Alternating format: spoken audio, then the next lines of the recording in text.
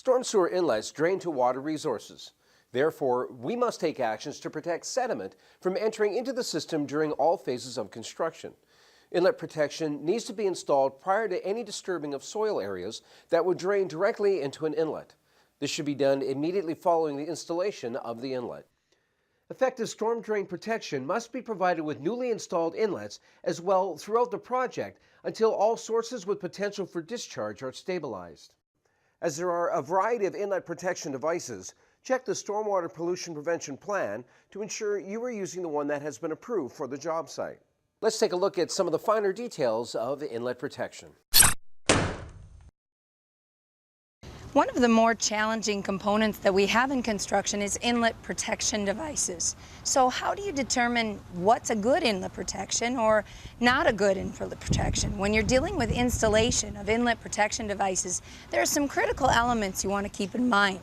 Remember, any type of inlet protection device needs to make sure that there's overflow capacity so that there's no flooding issues surrounding any extreme weather events we might get. Inlet protection devices are inserted in types of subsurface ways or mechanisms such as this device is inserted, but it may oftentimes have perimeter controls like these perimeter controls that are surrounding that inlet protection device. The actual protection device is beneath this grate or metal insert. In addition to that, these perimeter controls manage any influence of extreme weather conditions or migrations of sediment to get into that bag in its or whatever inlet protection device you may have installed. Now, once your inlet protection device is properly installed and secured, you're going to want to make sure that you keep regular maintenance occurring on those inlet protection devices. As part of sediment control, they have to be maintained when they reach 1/3 their capacity. So make sure you're monitoring them with regularity, and when they need maintenance, we have to make sure that maintenance activity is expedited as quickly as possible. Make sure your perimeter control devices are properly secured, whether or not they deal on an asphalt surface or on any granular surface. Those perimeter controls need to be properly anchored and functioning. Most importantly, make sure that your inlet protection devices are open and ready for overflow conditions. Extreme weather events occur with regularity, and we have to make sure that those extreme rain events are prepared and well managed. Now, it's important when we're looking at types of inlet protection devices to understand our plans and specifications. There are critical elements to keep in mind when we're looking at installation. You're going to want to make sure that your inlet protection device is built and installed per plans and specs.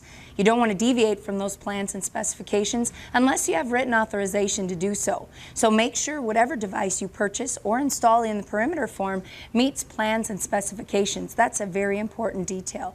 Those plans and specs may vary across the country. So look at your standard details, refer to your stormwater pollution prevention plan, and make sure your installation criteria meets plans and specs.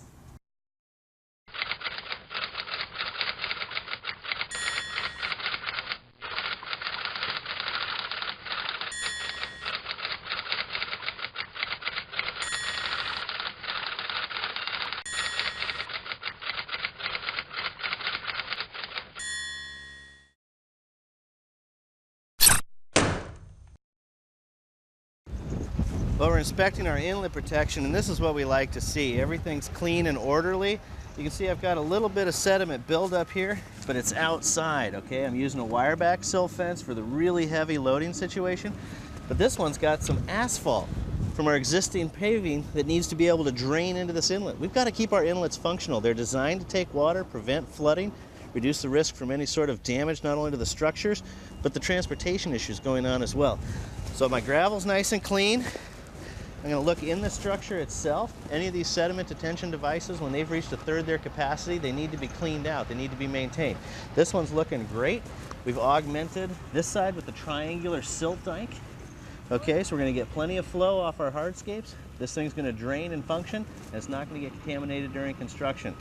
This one's looking great, this inspection.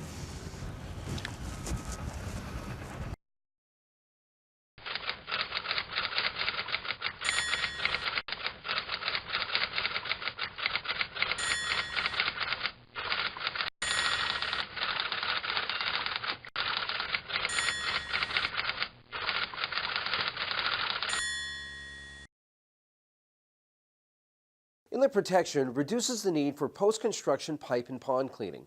As the conditions or operations change during a project, the sediment control best management practice protecting the storm drain inlet may need to be modified to ensure proper effectiveness for sediment capture. It is of utmost importance that you consult with the SWIP designer for acceptable alteration method or alternate BMP. Inlet protection is a rapidly changing industry as new requirements and needs are constantly arising.